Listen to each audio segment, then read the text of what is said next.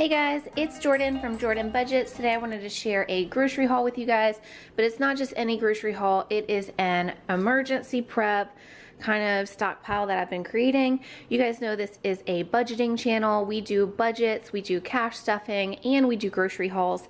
However, this week I did not have prepared a regular grocery haul, but I dipped into my emergency funds because I live on the Gulf Coast in Mississippi, and ever since Hurricane Ida, which at this point was weeks ago, the grocery stores have just been empty here. Like, you can find a few things, and I do feel like it's getting a little bit better, but I've been told by different people that work in the grocery stores around here that all of the warehouses are in New Orleans or in Louisiana, and they've all been destroyed or are just having a hard time keeping up since the storm. Also, since the storm, you cannot do grocery pickup or delivery still in my area. They're booked out for weeks if you look online, and I don't know if that's genuinely because people are just overbooking because no one can find things, so they're taking all of the spots and really trying to grab a few things, or if it is just because they're not doing the grocery pickup or grocery delivery right now because of they don't have anything. There's like nothing in the stores around here. So I did not have planned to buy more food right now because I did do a monthly grocery haul a couple of weeks ago. However, because of everything that's happened and just becoming aware that our food supply chain is just as weak as it is and things can change just like that, I felt like I needed more freeze-dried foods, which I have some already. And if you guys are interested, let me know. I would love to do sort of a little tour or a little bit of a deep dive into my setup and what I have for myself and my two boys, but I did not feel comfortable with just what I had. So I went ahead and spent some of our emergency savings, so I will be needing to kind of replenish the money that I just took out of that, so I'll start working on those savings challenges very, very soon. But I wanted to show you guys exactly what I stocked up on, as well as talk about the freeze-dried foods just a little bit. All of this was about, it was like $350, $375. I'm not too sure exactly because I did need to go different places to get things because like I said, it is chaos here. And if you guys are interested in starting your own stockpile or emergency prep, I highly recommend it. It doesn't matter what area you're in. I just feel like the way things are going, emergency prep and food prep is extremely important right now. Of course, don't buy every single thing on the shelf. Leave things for other people. Don't panic buy. But it's very important that you stay ready for these kind of things with your family. For your family, I also am thinking about making a free printable for you guys. If you are interested in a free printable on what I recommend you stock up on and how I go about planning exactly what I need for our pantry and our freeze-dried foods, let me know if you're interested. I would be happy to create that. Okay, so let's dive into it. We're going to start on the more pantry side of things and then dive into the long-term food storage over there. So I guess I will say my thinking was to stock up on a few canned things because that's always good to have, and some starches because I prefer to get starches just shelf stable because those last a little bit longer, and then the things like fruits and veggies and stuff I stock up with the freeze-dried. So we did get some instant oatmeal because one of my sons absolutely lives off of this practically, so I got another one of those. We have a Honey Made graham crackers, just one of those. My kids will eat this for breakfast sometimes. They don't want like cereal or oatmeal or anything. They just want a few crackers to munch on. So that is good to have. I have three of these containers of saltines back here, 2 things of breakfast bars, and all of these things have a pretty good shelf life, up to, I would say 6 months, 8 months, not as long as some things, but for starches, I mean, all of this stuff we could easily go through in a month. So I will need to be restocking these things before 6 months anyway.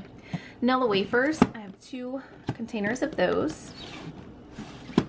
And then I have 1 cake, the cake kit, and then a Funfetti Oreo pancake and waffle mix. We like to have these. Ideally, I will have maybe 8 of these on hand. I feel like one of these lasts us about a month, and they generally last a little while. So I have 3 on hand already, and I just picked up this one.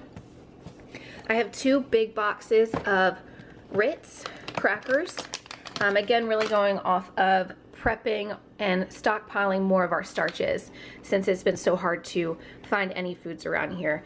And I did have to get 1 party size and then 1 family size because in the store they didn't have 2 party sizes. So I grabbed a couple of those. I did get these chewy fudge brownies. You guys know how I feel about Duncan Hines chewy fudge brownies. We love those. We eat a box of, or we make a box of these every single Friday for movie night when we do that at home. And then these apple cinnamon muffin mix. This brand, Martha White, if you're not familiar with them, they have, I don't know, maybe 8 different flavors of muffin mix, and you just add milk to that. So they are super duper easy to make and a great stockpile item to have on hand because you only have to add milk. Large lima beans. We are not a big bean eater in this family, but this is something that I make in the slow cooker and we enjoy it and we will eat it if we have to. So there are 3 containers of that. And up here I do have 2 little cans of Bush's baked beans.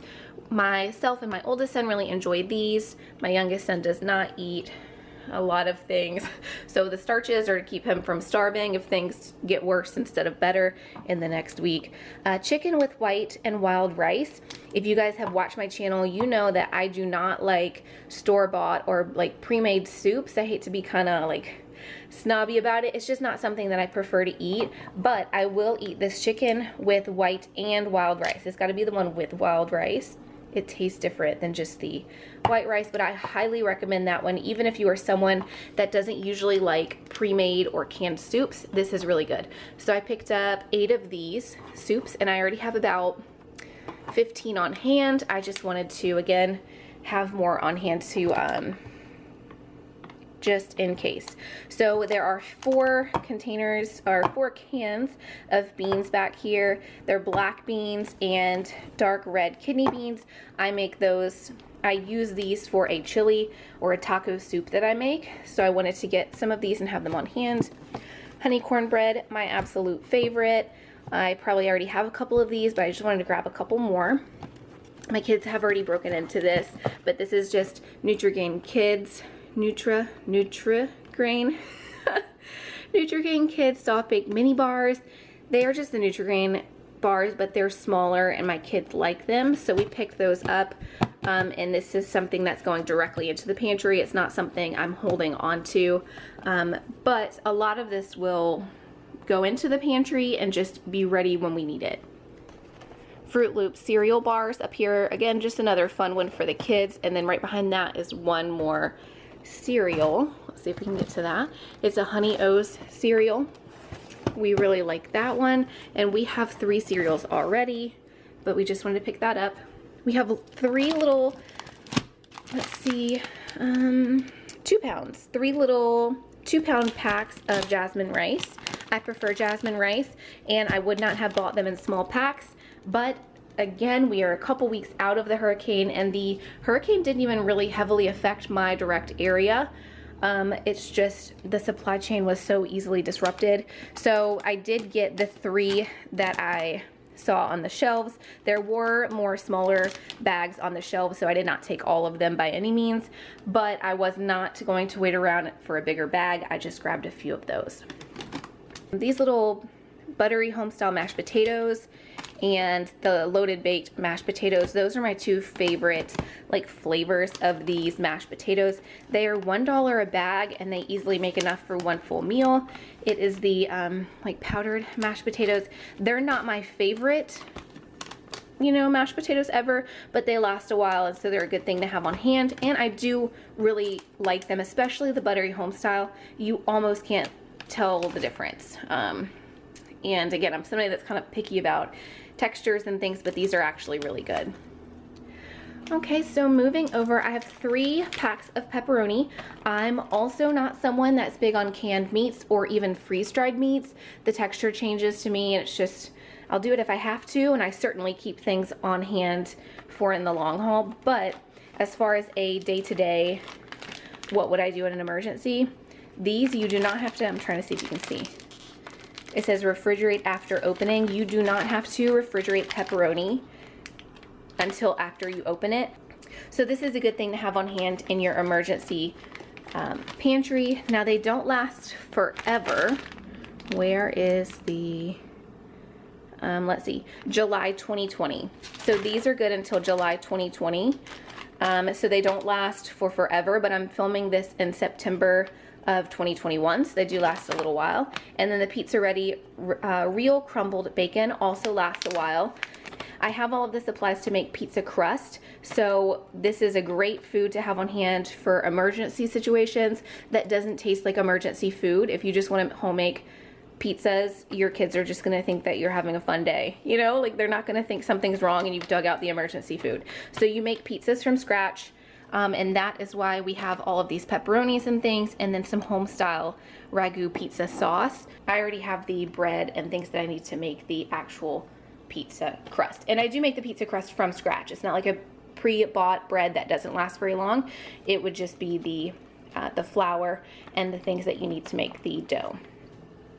Okay, these are another really good one because they're so easy. They are no-bake strawberry cheesecake.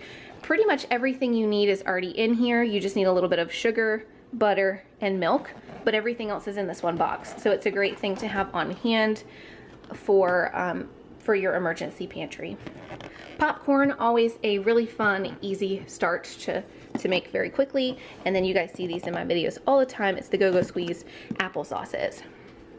So moving on, and as I said, this haul total was $350, $400-ish.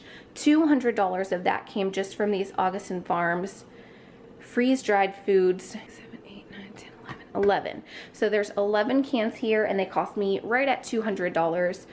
But these Augason Farms freeze-dried foods last for 25 years, 10 years. It just depends on the item. Let me see how much the pancake mix lasts 10 years. So these are really good to have for long-term food storage, which is really what was important to me as I was looking for things and as I've been sort of getting nervous about our food supply chain. I mean, the last couple of years have been iffy, right? But I think after this storm, things just deteriorated so quickly. And I did order these off of Amazon. I will link below exactly what I bought so that you can easily find it if you're wanting to get it on Amazon. But I picked this vegetable stew. I got 2 of these because this would be just really easy to make a soup with, obviously, and you could add a few extras if you wanted to. You could add some canned foods, but that's just a great base and starter. Also, it's worth mentioning, all you have to do to these things if you want to rehydrate them is add water.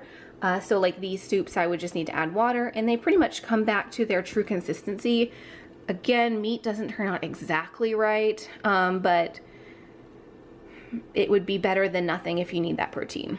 So then 2 vegetables I got are the dehydrated bell peppers. Again, I'm just thinking long term, if I needed to create some kind of soup or dinner from scratch, then this would be nice to have. And then diced carrots. The other fruits, or the other vegetables I got are freeze-dried peas and dehydrated spinach flakes. This is perfect for creating smoothies with. My kids like and I like it too. It's really healthy. So sometimes I mention what my kids like because it's a parenting win that they will eat it.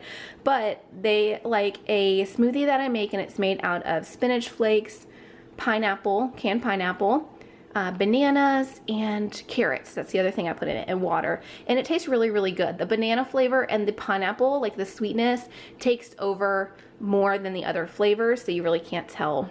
It's as healthy as it is. So I wanted these spinach flakes to easily create those smoothies, and the same with the carrot flakes that were back here. That would be a great base and start for those smoothies. And then the other, let's see. So that's it for the soups and the vegetables. I also got this buttered powder because a lot of recipes that you will need buttered powder, or you will need butter.